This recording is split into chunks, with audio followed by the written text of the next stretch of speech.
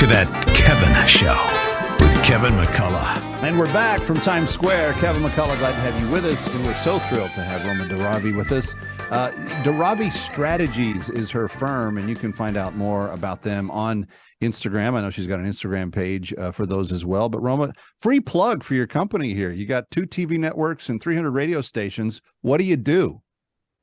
Thanks, Kevin. Yes, so I run a boutique PR firm. I focus on small startup companies as well as political candidates, as well as charity organizations.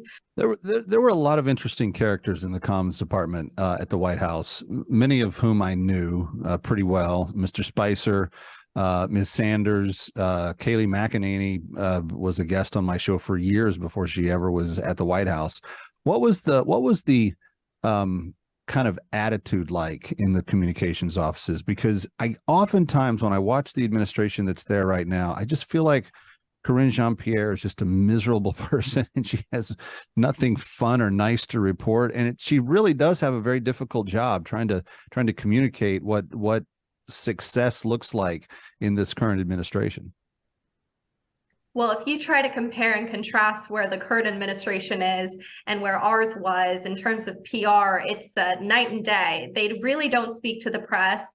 I actually have a few friends still in the press office there working as reporters, and they are bored, is what they'll tell me. They don't get any information out of the communications or press office there. And so they're just kind of dying for info. And those are, of course, the more right-leaning conservative outlets that actually want to get the facts out there for us.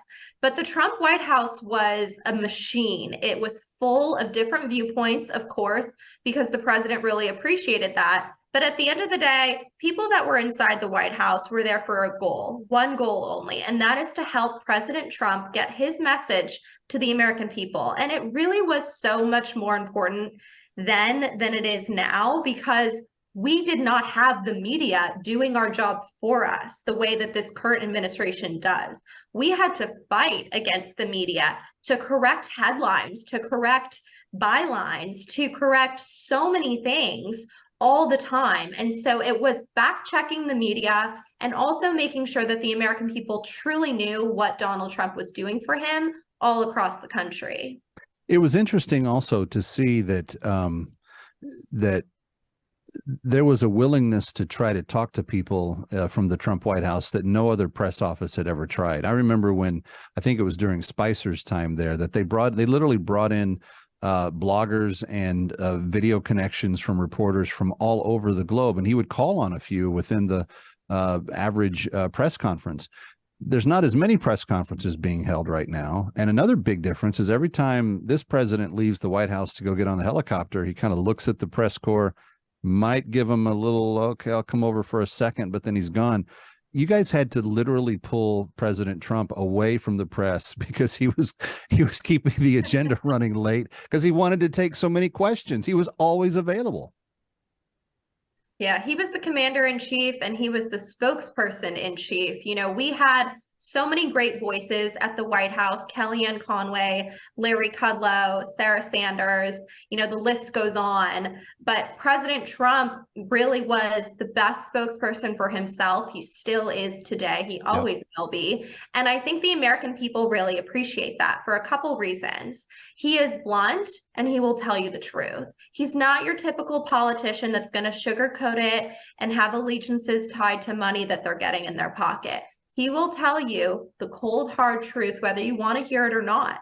And that's really what this country needs, especially in a time where there's so many lies being spread. Get your reaction to the CNN town hall and how he did in that night. Yeah, President Trump got on that stage and treated it like it was his first presidential debate, just dominating his opponent, Caitlin Collins.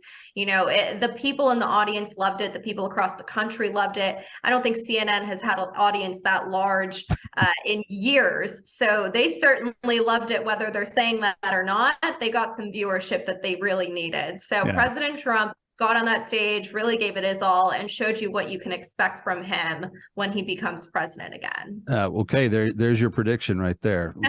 Final question, 10, 15 seconds. Looks like that side is going to run with white supremacy as the boogeyman enemy. Is that going to resonate in America right now? Absolutely not. Joe Biden is the divider in chief, and he is going to use everything he can to try to make you hate your neighbor. The reality is the American people are done with that. They want to come together. They know that white supremacy is not a driving message and that this nation is full of love, not hate. So that message is a failing one. Joe Biden wants to run on it. Let him go for it because he's going to fail anyways. It's going to be interesting to see what happens. Roma Daravi, thank you so much for taking some time out of your Saturday night with us.